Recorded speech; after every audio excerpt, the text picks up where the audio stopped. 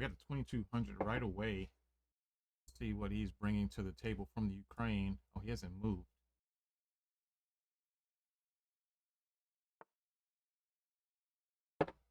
$2,200 right away. He did look to see if I was streaming or something like that. I am not streaming this game.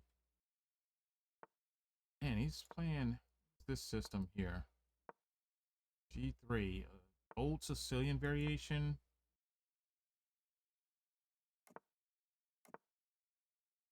Very slow system. Positional ideas. Demas. I do feel like I've played this guy before. But it's possible that I haven't. Let's just see if he kicks me out right away. Doesn't. But is this a pawn? All right, we're going to exchange one tricky knight. Fully expect a... No, shot. Trades off his light square bishop voluntarily.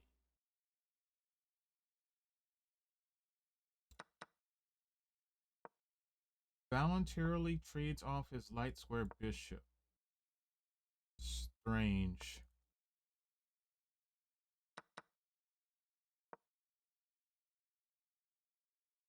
Strange.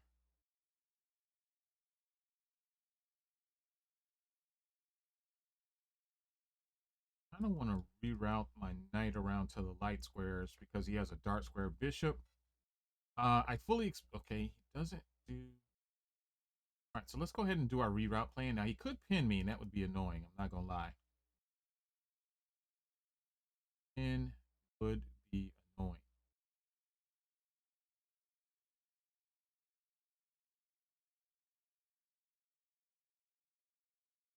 I do have.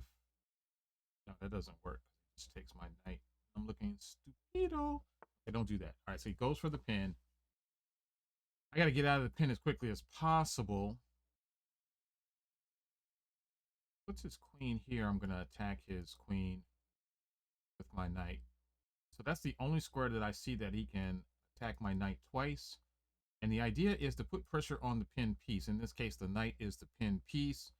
So for him to be able to put pressure on that piece, he needs to be able to attack my knight a second time. And the only square to attack my knight a second time allows me to move my knight and attack the piece that is attacking me. Yes, both queens will be under attack. Okay, we're just going to get out of the pin and subtly put him in a pin. Very subtly. We're going to be moving our knight on the next move if allowed. He might just simply capture, but if he doesn't, we're probably moving our knight. We also have bishop takes pawn, but we don't want to get caught in a hat trick. Oh no, we do not have bishop takes pawn. My bad. The rook is also protecting that square, so that's not a move. So we do need to move our knight. Let's focus.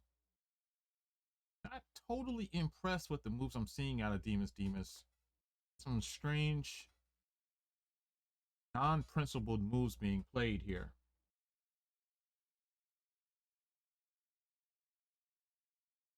But he does have the world of time behind him. Okay, so we're going to go ahead and move our knight. We didn't have the D5 square anymore because there's two pieces attacking that square. So we'll just simply put our knight on the outpost, at least an outpost at the moment of C4. Bishop retreats because it was under attack. We're attacking this pawn twice, but he's threatening to push the pawn. So let's just not allow this pawn to move. We want to try to see if we can't make this a long-term weakness. And with his queen at the current location, he can't make my knight leave this spot.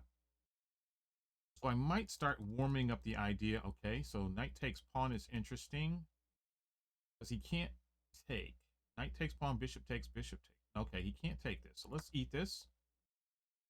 It looks like he has three defenders, but there's a lot of pins. The queen is pinned. I mean, the bishop is pinned to the queen. The knight is pinned to the king. The only piece that can really capture without losing anything is the rook. And obviously, if he captures with the rook, we simply take. So now he has the new dilemma of dealing with the putting pressure on the pinned piece, which is the knight, which is only defended by the king. So he needs to probably, yes, try to trade. So queen takes queen, knight takes. He probably is going to play bishop takes. That's probably what I would do. There's no check for me that yields anything. Oh, I do have this knight attacking the rook, though. Let's just see what this move does. Takes the rook. I take his rook. He tries to escape. Nothing happened. Takes rook. Tries to escape. Let's just see where he goes.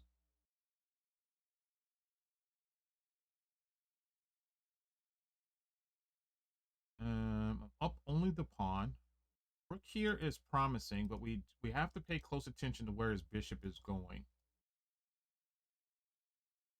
Bishop retreats back here. Doesn't stop me from going to c2 though. 27. Any attack on my knight, I simply take a pawn and then take his bishop.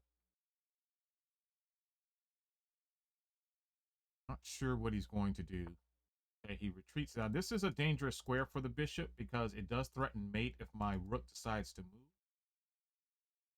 So what I'm going to do is I think I'm pushing this pawn to trap the bishop. Maybe I push the other one first. Not sure. Push. Attacks my knight. I check him.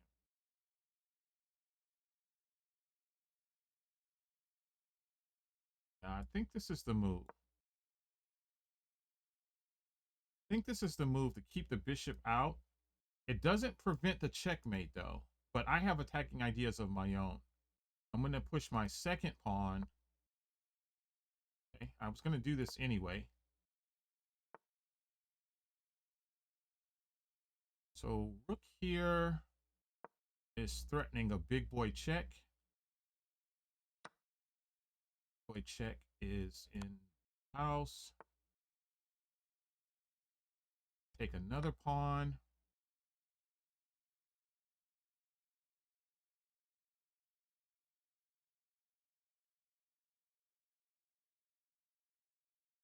Let's see what he does. I'm threatening another pawn. I'm threatening. A lot of pawns are falling here.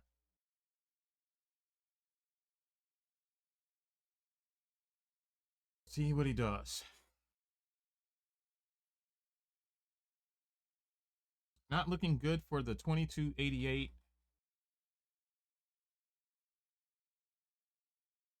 Not too sure what an actual winning plan is in this position. I would probably argue he needs to get his rook in this vicinity, one of these two moves. But even with that kind of counterplay, I could escape on the light squares, and that's not going to be good for him. Even if I give him a pawn, he's still in big, big trouble. I can give him the H pawn. That's probably the pawn that's the most weak. I don't see him capturing my E pawn or my A pawn. Okay, he goes for this.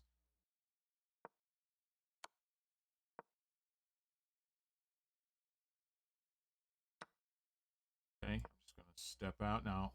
Oh, I have to watch out for some subtleties. All right, he's trying to queen. Did he calculate some queening idea? Attack this rook. Let's go here, attack his rook. Then check him. I have to. It looks like he's going for a queen. Attack two pieces at the same time. He might be queening, guys. Is queening. Check. Oh, no, he's not. Check. It's not queening. I can get in here to the critical square. His bishop is already under attack, so we're not worried about that. And if his king steps in here, we might hit him with a little pseudo check.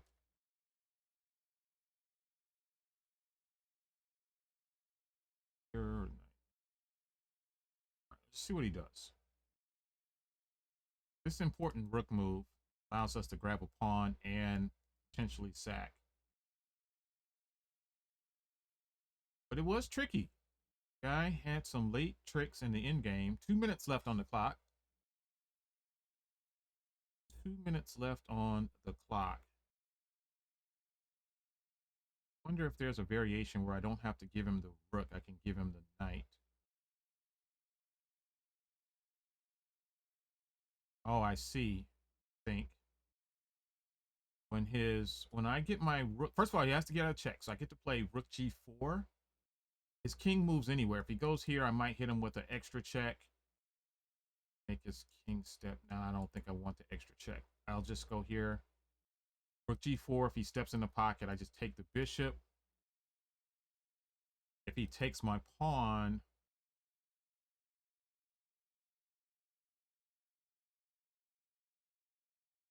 we might push our pawn.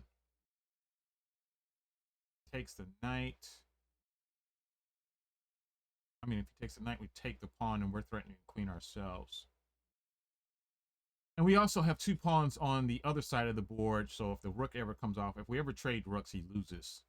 So he's calculating all this. Looks good. I think we're in good shape. We have 7 minutes to his 1 minute. So he has to be absolutely accurate. One of the things I tell my students all the time is the stronger your move, the less time you need. So it's important for him to try to find the best possible move in this position, because it basically erases the fact that he's got a 6-minute deficit if he finds a move that I can't solve.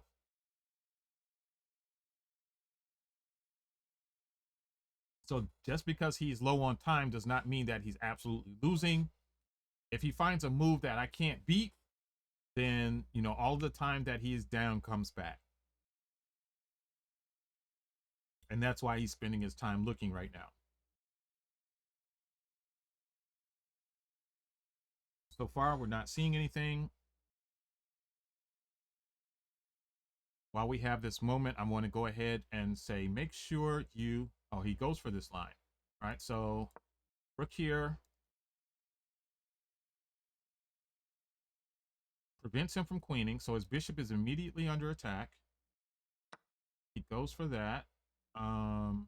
King takes bishop, he takes my knight. What if I push the pawn?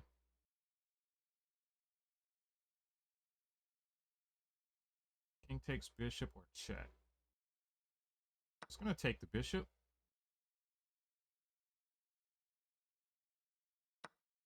Take the pawn.